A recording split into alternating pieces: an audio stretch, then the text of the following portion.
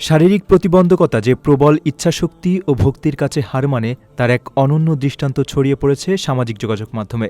Viral ভিডিওতে দেখা যায় ডান পায়ের স্থানে কৃত্রিম পা লাগিয়ে এক যুবক মদিনার মসজিদে নববীতে পরম ভক্তিভরে হেঁটে চলেছেন।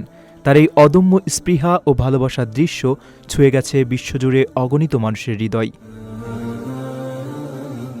ভিডিওতে দেখা যায় ওই যুবক একটি কৃত্রিম পায়ের সাহায্যে ধীরলয়ে হেঁটে যাচ্ছেন। চারপাশে দৃশ্যপট ও সোনালী কারুকাজ জানান দেয় তিনি মসজিদে নববীতে প্রিয় নবী হজরত মুহাম্মদ সাল্লাল্লাহু আলাইহি রওজা মোবারকের পাশ দিয়ে হাঁটছেন। এ সময় ওই যুবকের চোখে মুখে ছিল পরম তৃপ্তি ও ভক্তির ছাপ।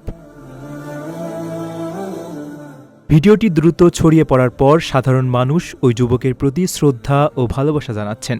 অনেকেই মনে করছেন স্রষ্টা ও তার রাসূলের প্রতি অগাধ প্রেম থাকলে কোনো শারীরিক অসম্পূর্ণতাই যে বাধা হয়ে দাঁড়াতে পারে না, এই দৃশ্য তারই প্রমাণ।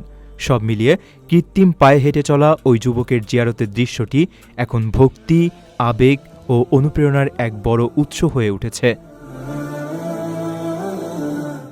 আপনার স্বপ্নগুলো আকাশ ছুবে প্রবাসীর হেলিকপ্টারের মাধ্যমে। বিয়ে, জন্মদিন অথবা যে কোনো বিশেষ প্রয়োজনে হেলিকপ্টার ভাড়া করতে যোগাযোগ করুন স্ক্রিনে দেয়া নাম্বারে। প্রবাসীর হেলিকপ্টার, নিরাপদ ও সাশ্রয়ী বাহনের বিশ্বস্ত নাম।